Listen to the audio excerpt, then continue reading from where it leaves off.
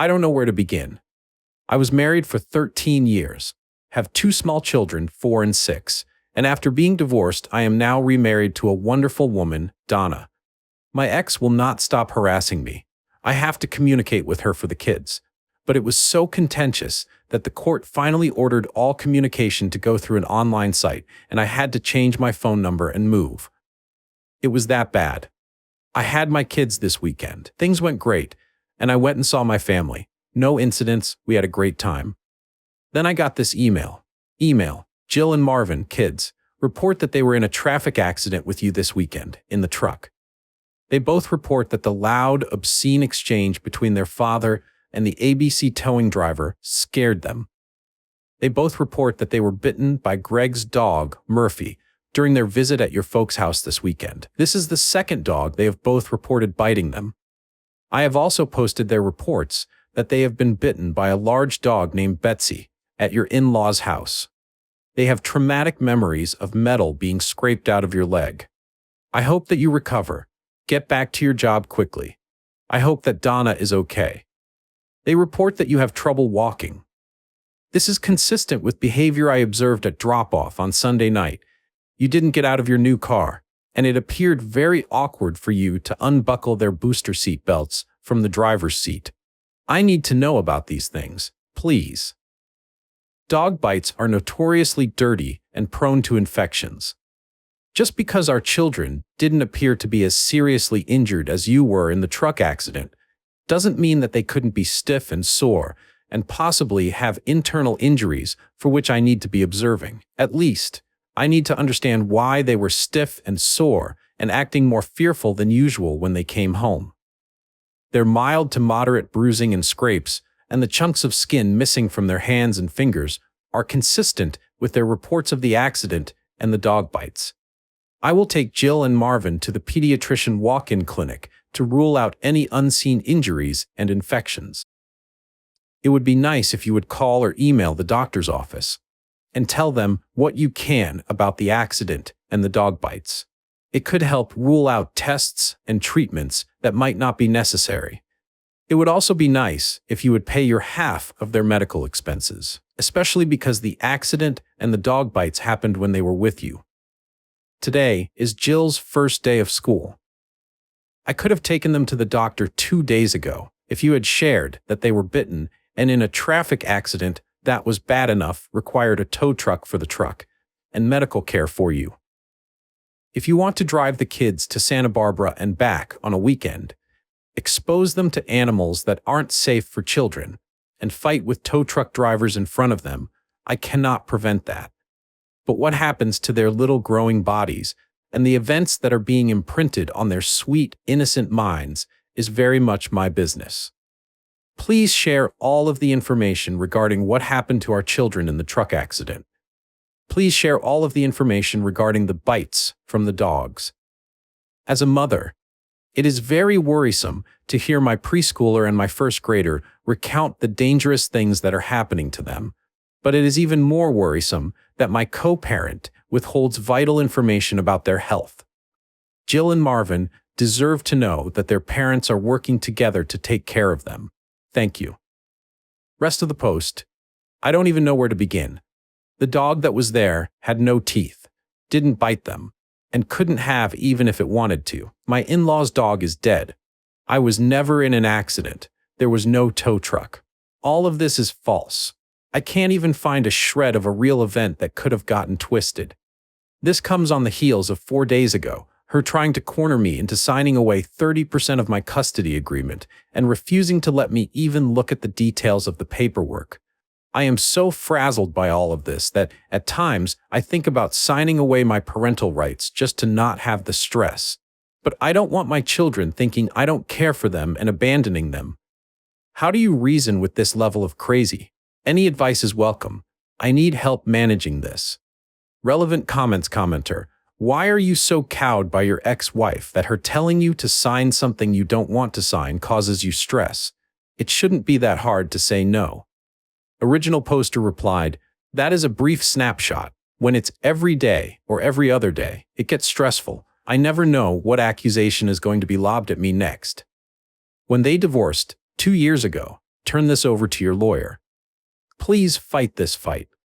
I know it is hard, but can you imagine growing up with a mother who chooses to rewrite history and reality to suit her whims? Original poster replied, lawyers have been contacted. No response in 3 days. Emailed with this craziness this morning. Still crickets. Commenter, their mild to moderate bruising and scrapes, and the chunks of skin missing from their hands and fingers, are consistent with their reports of the accident and the dog bites. So do these things not exist or what? Original poster replied, I didn't see anything. A scrape on the foot from the flip-flop one was wearing, but other than that, nothing. Tangential, post with title. Legal rights surrounding a primary custody parent who after 4 attempts is not picking up her children from me, the non-custodial parent. I am in Southern California. I don't know what to do here.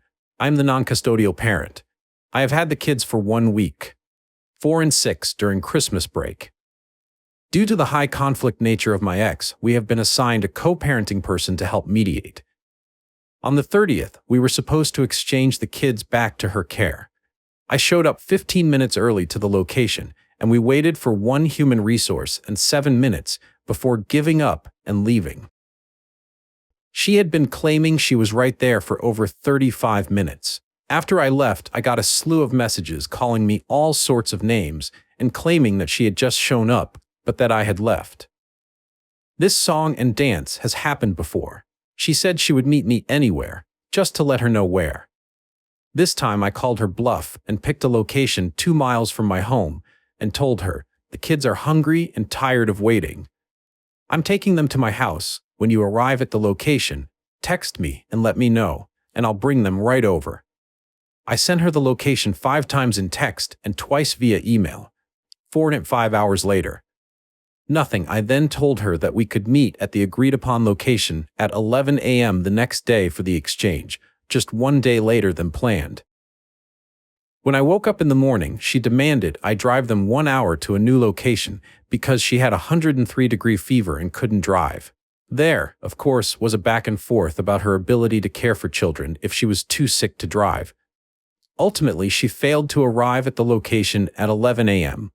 At 5 p.m., I got a doctor's note stating that she only had a cold and it was fine to care for the children. I didn't ask for this.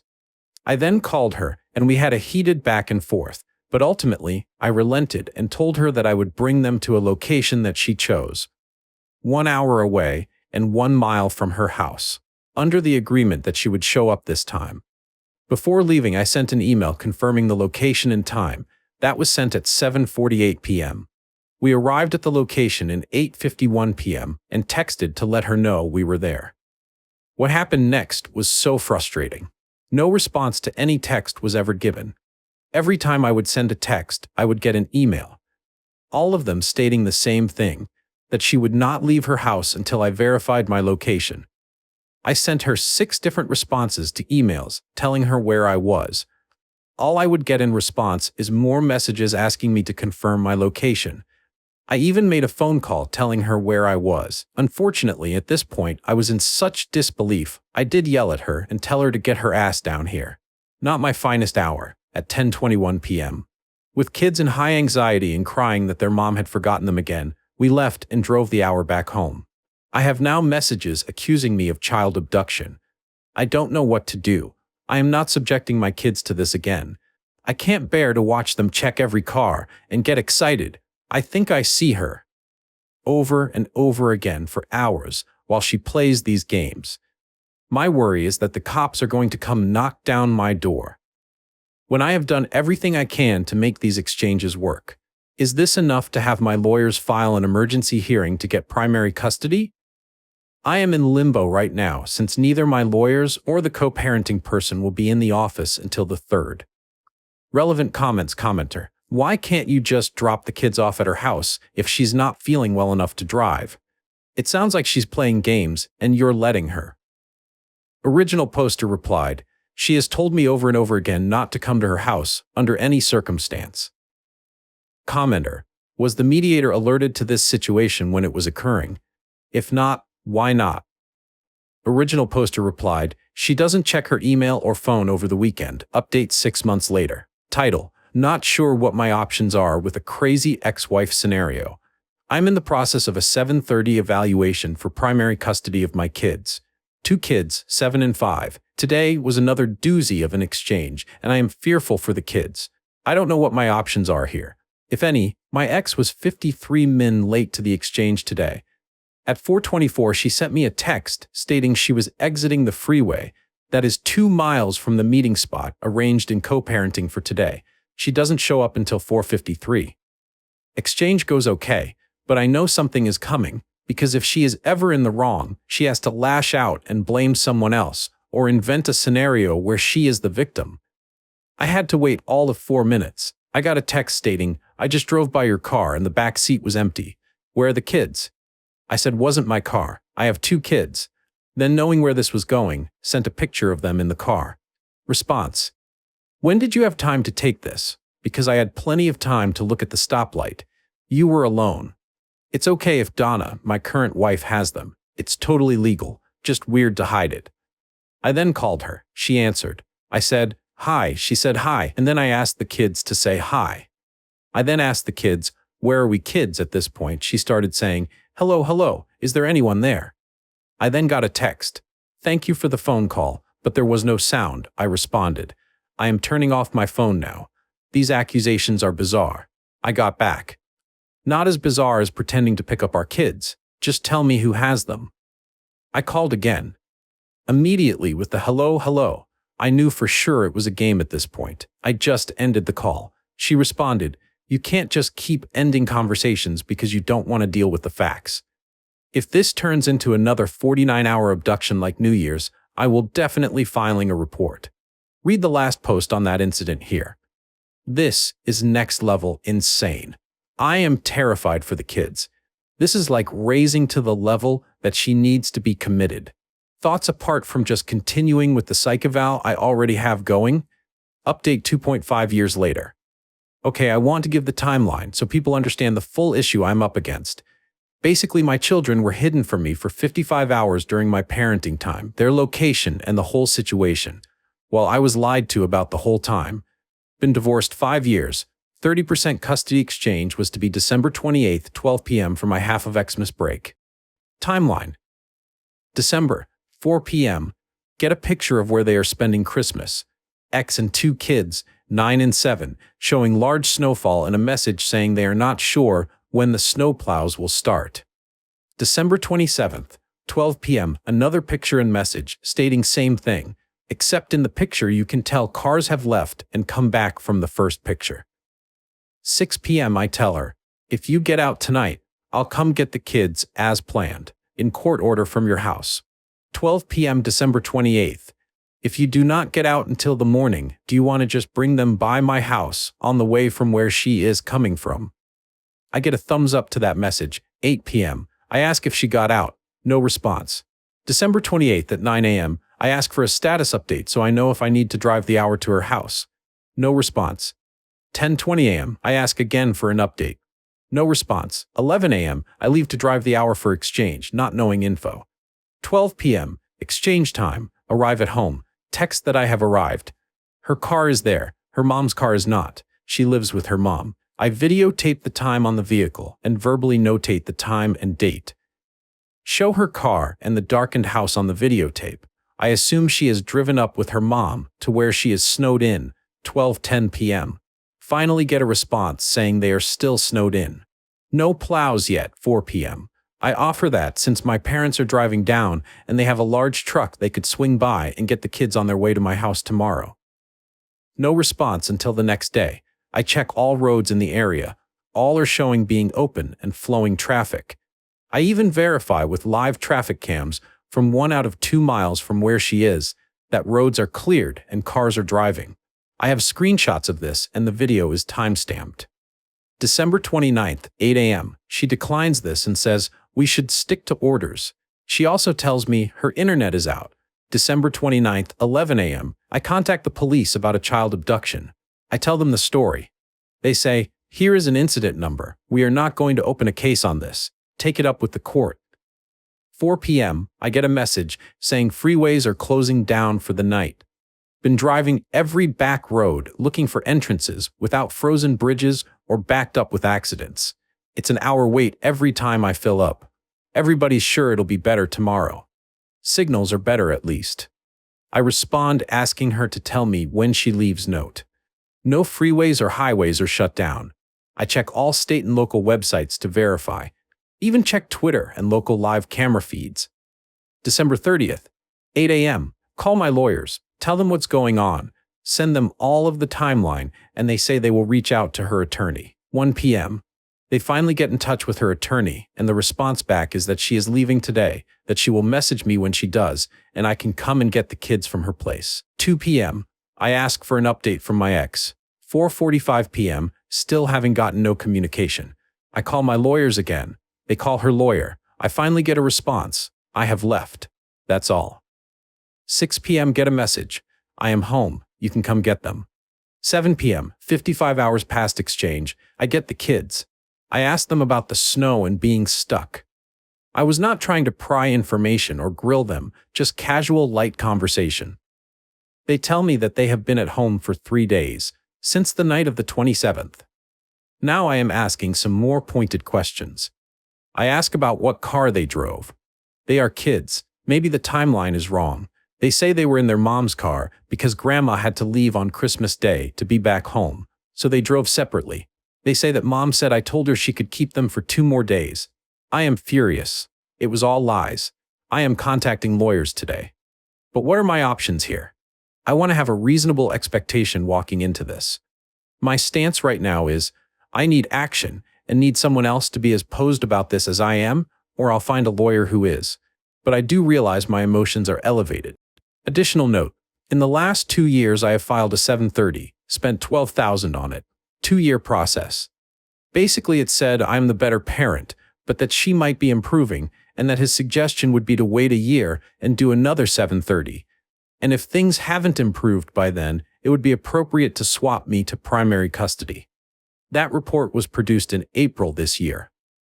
Update: 8 years from the first post. I was looking in my profile and saw my post in this subreddit from 7 years ago, as my ex was causing so much chaos that I was doubting everything. I took everything to heart and implemented several things right away. I became a gray rock and started documenting my ass off. I consulted my lawyers, and they said they advised several steps. The first of which was a 730 evaluation. His is an evaluation done by a psychologist. That process took a really long time, as the 730 evaluator got very sick halfway through. That took 10 months. At the end, the report essentially read, Mom is volatile and disorganized, and that Dad's home would be a more stable home for the children. However, there is hope that Mom is starting to improve. So if things are still bad in 1 year, it would be appropriate to change custody to Dad. This was a tough pill to swallow. Things were not better, and the chaos was just intermittent. So we just kept documenting and doing our thing. Eventually, we started getting a lot of emails from teachers that Jill in particular was often not bathed, never had her homework done, didn't have school supplies, and that she was falling way behind in her studies. We applied for a trial to review custody and asked for primary custody to be swapped to us. That was at the end of 2019, and trial was set for May 2020. So as you can imagine, once COVID hit, everything got delayed. There will be a large number of events in 2020. COVID shut down. Donna and I had a child, Rebecca, and then my ex started denying visitation to Jill and Marvin. Every 2 weeks, I would go down, wait in front of the house. No kids would emerge.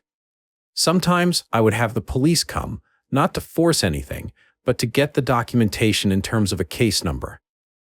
This went on for 4 months before I was able to start getting visitation again. Eventually, the trial was set for summer of 2021 and went for 3 days, and I had over 500 pages of documentation. Day 1 was entirely testimony from the co-parenting therapist we had been seeing for 5 years. She testified that my ex was the most difficult client she had ever worked with in her career, that my ex never followed a single agreement in session, and that she was a pathological liar. Last day of testimony was my ex, where she was caught lying on the stand and was presented with evidence that she had been secretly taking the children to a medical professional for 2 years that I had explicitly not agreed to. So starting in August 2021, the judge ordered the kids to come live with me, primary custody, and limiting my ex to 4 days a month. It's now been 3 years. When Jill was in 5th grade, she had a 26% in math and a 40% in English. For the last 3 years, she has maintained a 4.0 every single year and will be starting high school in honors geometry, honors English, and advanced placement biology. Marvin has also been doing well also, and just finished his first year of middle school with a 4.0 GPA and is loving his coding and robotics elective. They have new clothes and have learned new skills and responsibilities. Donna has been crucial in setting up patterns to help with success in school. Their rooms are both immaculate, and they are the ones doing it with very little direction from us. They are happy and finally involved in activities and sports. Our little Rebecca adores them both, and I will often find all 3 of them cuddled up together as one of the older 2 reads a book to her. Jill made the decision recently to stop going on visits to her mom. The chaos and drama started being directed at her, along with lack of food, clothes that fit, etc. Marvin is still going for visits, and we are encouraging that as long as he is feeling safe there. All in all, things are going so well, and the kids are doing incredible. There are hard moments still, but it has all been worth it, and we are able to shield them for the most part from any chaos their mom may want to start. If anyone is reading this, please send advice. Thank you. When you are in the thick of it, it is tough to not feel like it is impossible, and you will never be able to overcome it. I needed the outside perspective.